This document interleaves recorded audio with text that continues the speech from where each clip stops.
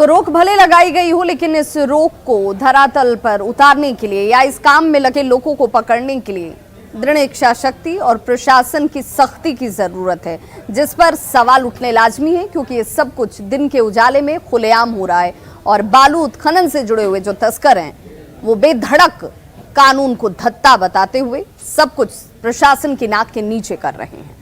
रुक करेंगे दूसरी बड़ी खबर का। खबर अरुणाचल प्रदेश से आ रही है, जहां पर बगहा के 3 मजदूरों की मौत हो गई है। बताया जा रहा है कि सोई हुई अवस्था में चट्टान का टुकड़ा गिरा और उसके बाद दबने की वजह से 3 मजदूरों की मौत हो गई है। तीनों मजदूर बगहा के बताए जा रहे हैं। स्थानीय प्रशासन ने इस घटना की और मौत की भी पुष्टि कर दी है। खबर जैसे ही परिजनों तक पहुंची, मातम फैल गया। अरुणाचल प्रदेश में मजदूरों की मौत की जानकारी के बाद रोते बिलखते परिजन आपको नजर आ रहे होंगे।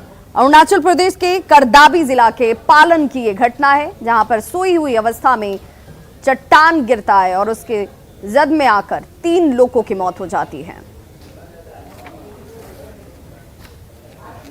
कि बच्चे वहाँ पे अरुणाचल प्रदेश में कमाने गए थे, वहाँ पे वो लोग सोए हुए थे। उसके बाद जहाँ पे वो सोए थे वहीं पे पहाड़ टूट के उन लोगों के ऊपर गिर गया, जिसमें हमारे गांव के 2 बच्चे, जिनका नाम वीरेंद्र मुसहर पिता रामा मुसहर और दूसरा विजय मुसहर पिता जोगिंदर मुसहर है, उनका घटनास्थल पे ही मौत हो गई है। और 1-2 लड़कों का उसमें डांड टूटा है, किसी का पैर टूटा है। और अभी हम लोग, आपको सूचना कैसे मिली? हम लोग को मोबाइल के माध्यम से सूचना मिला है। और बड़ी खबर नवादा से आ रही है, जहां पर ठनका गिरने की वजह से 4 लोगों की मौत हो गई है, जबकि 3 लोग इस दौरान झुलस गए हैं। बताया जा रहा है कि सिरदला इलाके में 3 लोगों की मौत हुई, जबकि रोह इलाके में एक शख्स की जान गई है। प्रशासन से मदद का भरोसा परिजनों को दिया गया है। 4 लोगों की मौत ठनका की चपेट में आने से हो गई, जबकि 3 लोग झुलस गए। मौसम विभाग की तरफ से अलर्ट जारी किया गया है। खुले आसमान के नीचे रहने वाले लोगों से, खेती किसानी में जुड़े हुए लोगों से, तमाम लोगों से इस वक्त इस अलर्ट को गंभीरता से लेने की अपील भी की जा रही है। नवादा से बड़ी खबर, जहां ठनका की चपेट में आकर 4 लोगों की मौत हो गई है, 3 लोग झुलस गए हैं। बाथरूम के बहाने मैं मतलब कि गया और 2 लड़का था, एक तो पावापुर में भर्ती हुआ और एक वहीं डेड बॉडी वहीं एक्सपायर कर गया। कैसे क्या? जोर से बजल गिरा, जो कि वो जमीन फट करके जो है सो इसका मुंडी जो है सर नीचे चला गया। इतना ज़बरदस्त बजड़ा गिरा। उसके बाद में उठा टांग करके लाते लाते जो है सो बेचारा दम जो है सो रास्ते में तोड़। भागलपुर के कहलगांव में एक शिक्षक ने महिला शिक्षक की पिटाई कर दी। इस घटना के बाद शिक्षकों में आक्रोश भी है, नाराजगी भी है और इसे लेकर लोग सवाल भी उठा रहे हैं। शिक्षक की तरफ से ये पिटाई की तस्वीर कहलगांव स्थित रानी दियारा पूर्वी टोला के सरकारी स्कूल की है, जहां पर एक शिक्षक महिला शिक्षक की पिटाई कर देता है। आरोपी शिक्षक का नाम आत्मानंद है, जो इसी स्कूल में तैनात है। पीड़ित शिक्षक ने आरोपी के खिलाफ बुद्धचक थाने में मामला दर्ज कराया है। पीड़ित के मुताबिक आत्मानंद ने उसे उस वक्त मारपीट की जब वो क्लासरूम में बच्चों को पढ़ा रही थी। मामले की जानकारी मिलने के बाद स्थानीय लोग स्कूल पहुंचते हैं और हंगामा शुरू कर दिया गया। घटना की सूचना मिलते ही थाना प्रभारी मौके पर पहुंचे और हंगामा कर रहे लोगों को कड़ी मशक्कत के बाद शांत कराया गया। ये तस्वीर आपके सामने।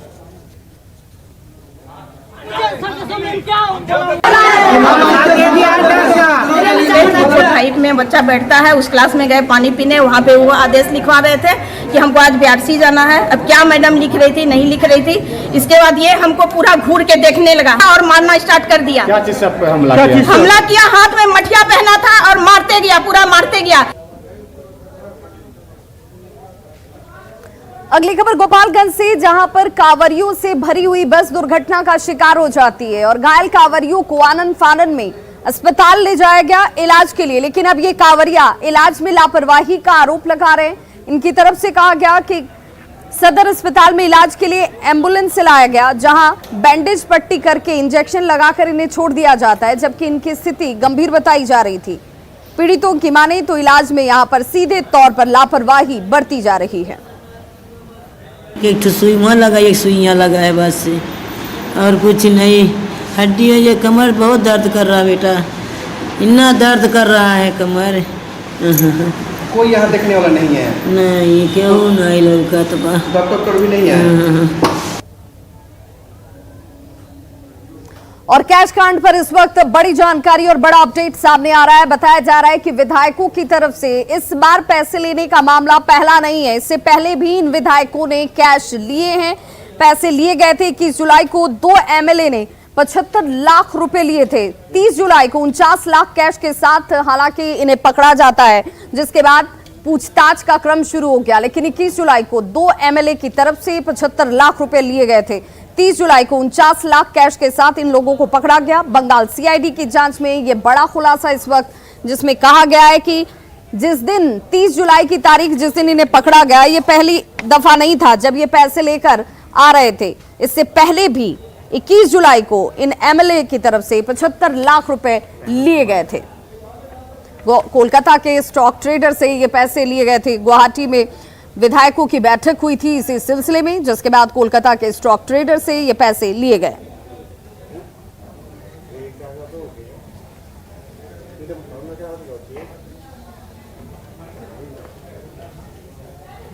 और इसी कैश कांड से जुड़ी हुई एक और बड़ी जानकारी आपको देते चले। कारोबारी महेंद्र अग्रवाल को सम्मन जारी कर दिया गया है, क्योंकि यही वो महेंद्र अग्रवाल हैं जिनके कार्यालय में पैसों से भरे बैग को रखा गया था। हालांकि महेंद्र ने कहा कि ऑफिस में बैग जरूर लाया गया था, लेकिन बैग में कैश की जानकारी उन्हें नहीं थी। उन्हें पता नहीं था कि जो बैग यहां रखा जा रहा है उस बैग में आखिर है क्या।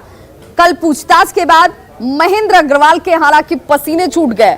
उन्होंने कहा कि तमाम सवालात के जवाब जरूर दिए गए, लेकिन जिस बैग का जिक्र किया जा रहा है, जो मेरे ऑफिस में लाया गया था, उस बैग में रकम थी, कैश था, इसकी जानकारी उन्हें नहीं है।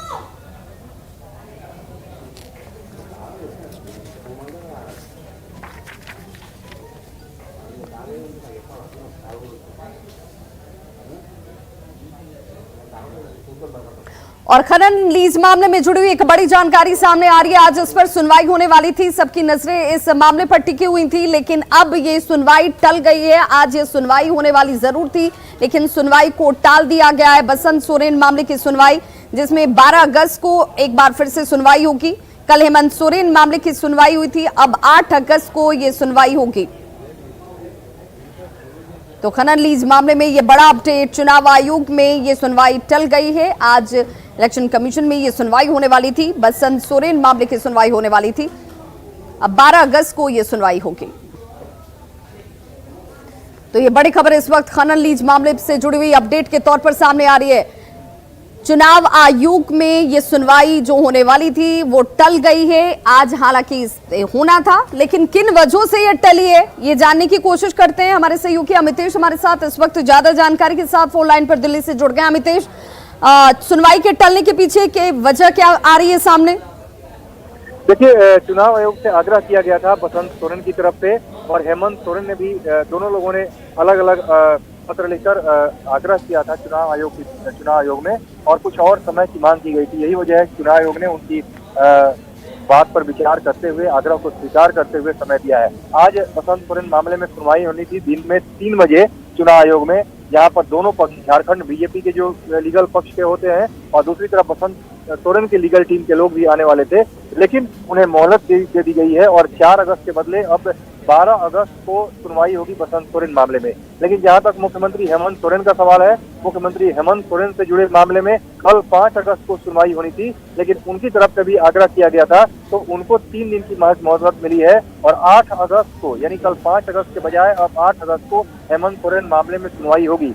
आपको बता दें कि पहले जिस तरह से सुनवाई चल रही थी, लगातार ये प्रक्रिया चल रही है, उसमें बीजेपी, जो झारखंड बीजेपी की जो लीगल टीम है, उसकी तरफ से बहस की प्रक्रिया पूरी कर ली गई है। अब हेमंत सोरेन को अपना पक्ष रखना है, उनकी लीगल टीम को अपना पक्ष रखना है, लेकिन 5 अगस्त को जो तारीख थी 3 बजे दिन में, उसको बढ़ा करके 8 अगस्त कर दिया गया है, यानी 3 दिन को उन्हें मोहलत मिली है। अगले सोमवार को जब 8 अगस्त को उनकी तरफ से अपनी बात रखी जाएगी अब चुनाव आयोग में इस खनन लीज मामले में।